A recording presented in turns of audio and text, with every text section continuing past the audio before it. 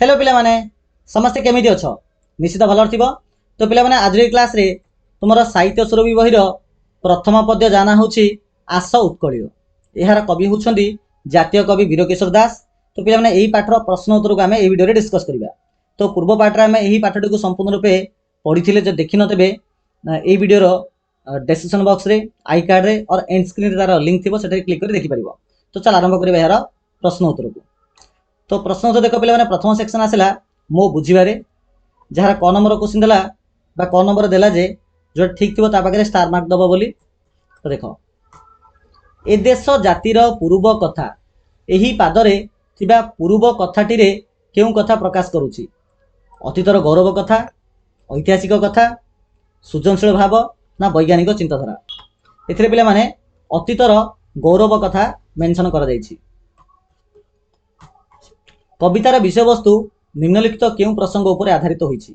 देशर प्रगति, देशर अर्थनीति, देशर अलिभा कहानी, देश पई उत्सर्गीकृत भावना। तो देशर अलिभा कहानी। से पुओ महिमा हेबो की कली? एठा जो से का विषय को जाइछि? बक्सी जगबंधु ना धर्मपद ना गोपबंधु ना बाजी राउत? आंसर पिला माने गोपबंधु। 4 नंबर क्वेश्चन मुकती पथर सैनिक बोली कवितार क्या कहुई?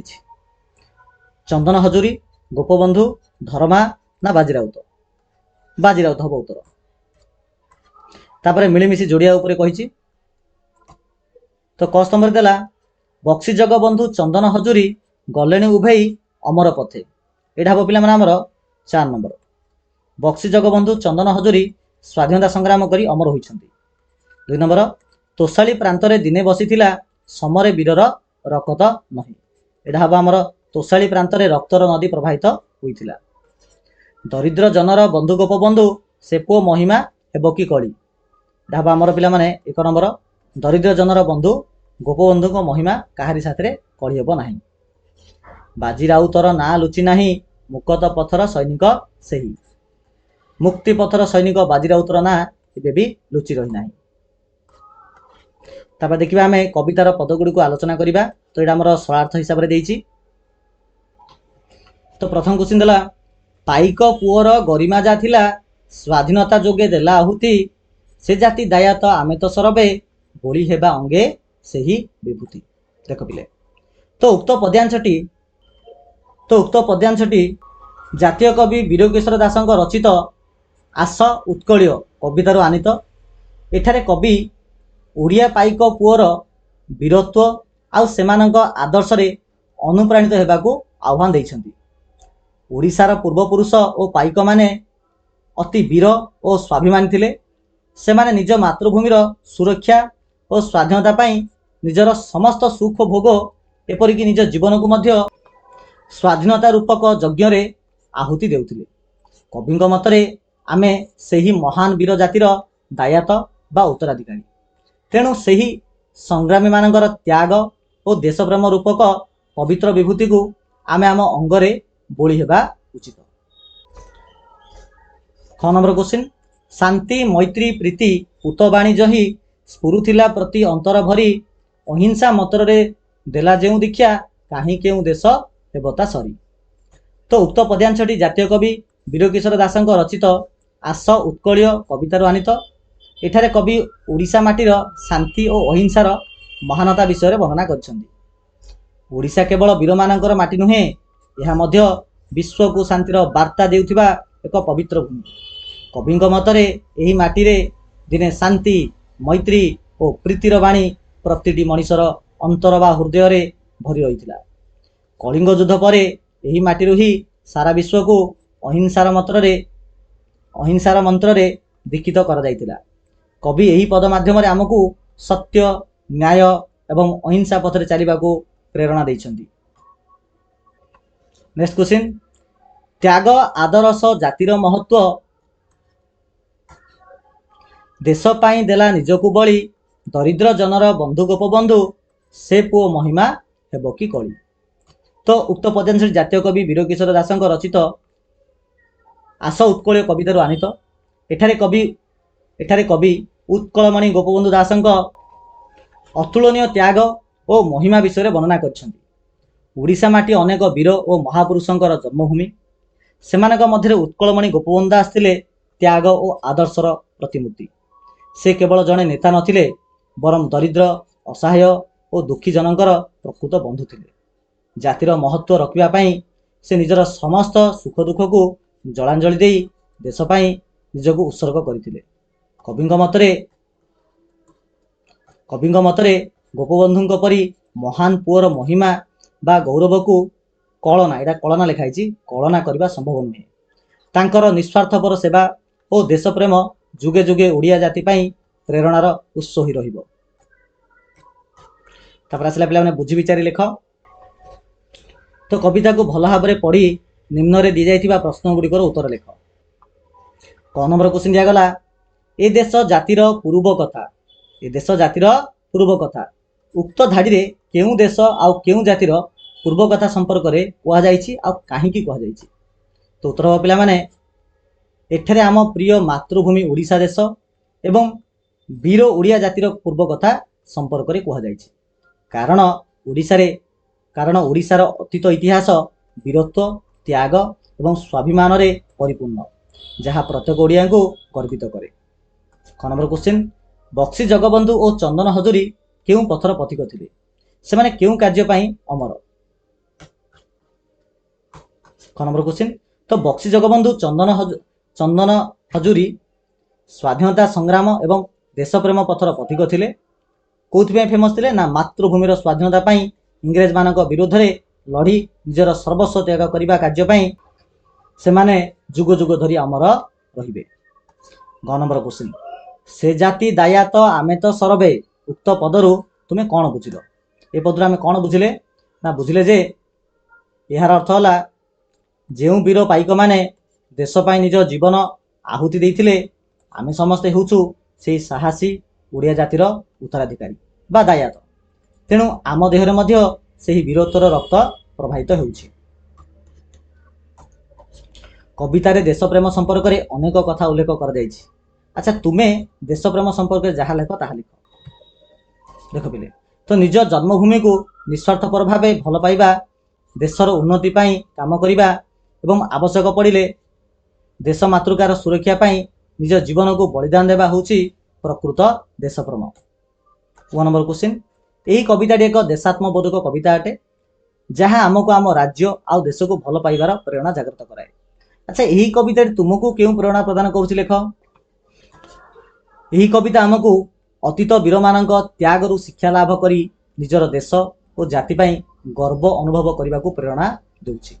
या छड़ा शांति अहिंसा और स्वाभिमान रक्षा करी देश गठन रे निजको आयोजित करिबार प्रेरणा दउछि।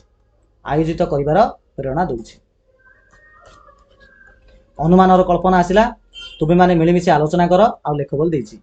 तो क नंबर क्वेश्चन देला बक्सी जगबंधु परी हेबा पई तुमे कोन करिबा उचित। तुमे जदि बक्सी जगबंधु हेबा को चाहुछ तुमको कोन करिया पड़िबो ना बक्सी जगबंधुक परी महान हेबा को हेले प्रथमे निज देश मातृका को निस्वार्थपर भावे भल पाइबा को हेबो। अन्याय विरुद्ध रे स्वर उत्तोलन करने सह देशर स्वाधीनता और सुरक्षा पाई आवश्यक स्थले निजर सर्वस्व त्याग करने को प्रस्तुत करने उचित। ख नंबर क्वेश्चन निजको पाइक पुओ भावी देश सेवा पाई कौन करिपरिबो। निजको पाइक पुओ भावी देश सेवा पाई कौन करिपरिबो ना निजको पाइक पुओ भावी निज शरीर शेष रक्त बिंदु थिबा जाए देश मातृकार सेवा करिबा एरा आमे करिपरिबा।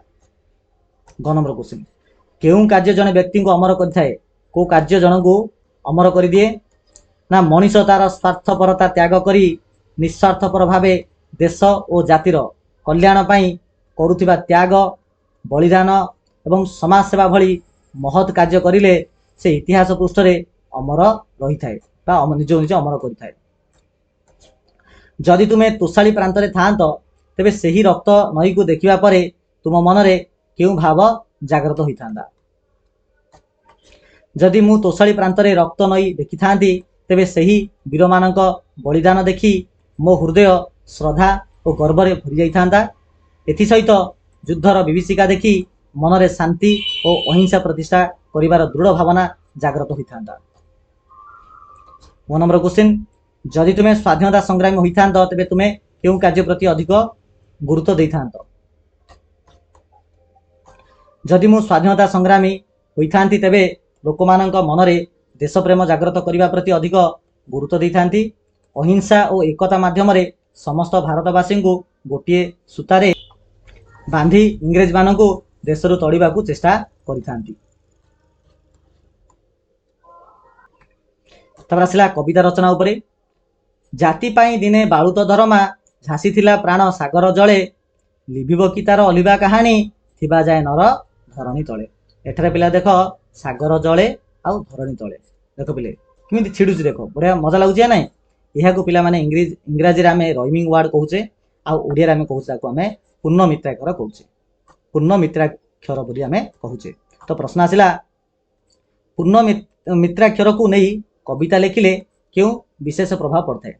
जदि आम कविता गुड़ी को पूर्ण मित्राक्षर जदि लिखा तो कवितार कौन विशेष प्रभाव पड़ता है। तो पूर्ण मित्राक्षर व्यवहार करी कविता लिखिले कविताटी अधिक श्रुति मधुर बोले शुणा बहुत भल लगे आउ लयबद्ध होता है लयबद्ध होता है। यह द्वारा कविता को गान करने सहज हुए एवं यह पाठक किंबा श्रोता मनरे सहजरे छाप छाड़ी पारे तथा शीघ्र मन रही है। 6 नंबर क्वेश्चन कविता को प्रभावशाली करने आउ क्यों क्यों भाव प्रयोग करा जायछि। तो कविता को प्रभावशाली करने ये जो पूर्ण मित्राक्षर सहित आउ कौन कौन सब व्यवहार करा जायछि ना एठारे कवि अनेक देशात्मबोधक भाव वीर रसर प्रयोग साहस एवं सारलील देशज शब्दर व्यवहार करिसेंति। यह सब वीर पुरुष मानकर बलिदानर जीवंत उदाहरण मध्य देई पाठक मानक मनरे देश प्रेमर आवेग सृष्टि करिसेंति। देखिया पिला माने भाषा विचार उपरे तो भाषा विचार से कहला धरणीर बहुत गुड़े समान समार्थ बोधक शब्द लेख माने धरणी सहित समार्थ बोधक शब्द लिखा से कही। तो लिखा आम देख तो धरणी सहित हो पार मही पृथ्वी वसुमती विश्वम्बरा वसुंधरा मंचपुर धरा वसुधा आउ धरित्री यापर आमको एठारे गद्य रूप लिखापी कहला जमीक पूर्व यहाँ हूँ पद्य रूप आ पूर्व यहाँ हूँ गद्य रूप। तो गरबे गरबे कौन हम देख बोले गरबे गर्बे हम सरबे सर्वे रकत रक्त आदरस आदर्श तर्पण तर्पण एमती हो पार। आसला पे काल उपरे दिन पाइक पुअर गरिमा जा थिला बा तोषाली प्रांतरे दिने बही थिला। इठा देख दीट जाक पिला माने अतीत काल बा पास्ट टेंस लिखा है कहीं थिला थिला उच्चारण होती। तुम्हें मैंने कौन कर पद्यांश को नहीं वर्तमान और भविष्य काल लिख जिनकी पाइक पुअर गरिमा जा थिला एटा कौन हम ना पाइक पुअर गरिमा जा अच्छी। तापर आसब कौन भविष्य लिखा पाइक पुअर गरिमा जहा रहिबो ठीक अच्छी। तो पाइक पुअर गरिमा जहा अच्छी वर्तमान भविष्य रहिबो।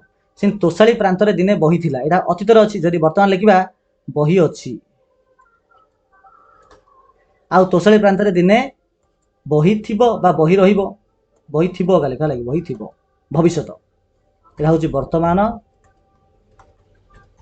आईटा हूँ आमर भविष्य ठीक अच्छे एमि लिखिपर। तापर आसला देख पिला माने समार्थबोधक शब्द लिखापी कहीजा जिनकी पुअर पुअर पिला समार्थबोधक कौन हम ना पुत्र हम है आउ सुत भी हम। नईर कौन हम ना नईर पिला माने हम आमर तटिनी आउ स्रोतस्विनी हम सागरर सिंधु आउ पाराबार सेमती सैनिकर जवान आउ सिपाही ओके। तो पिला माने ए प्रकार आम यही पाठ मत समस्त प्रश्न उत्तर को आम डिस्कस कले आशा करुच्ची समस्त को प्रश्न तो वीडियो बुझा पड़ो आउ पाठर जो विषय वस्तुर जो वीडियो जो देखिन तब ये video and screen I card description box में तार लिंक थी से क्लिक करी पूरा पाठटी देखिपार ठीक अच्छे पिले। तो चलो वीडियो को एंड करवा समस्त को थैंक यू सो मच।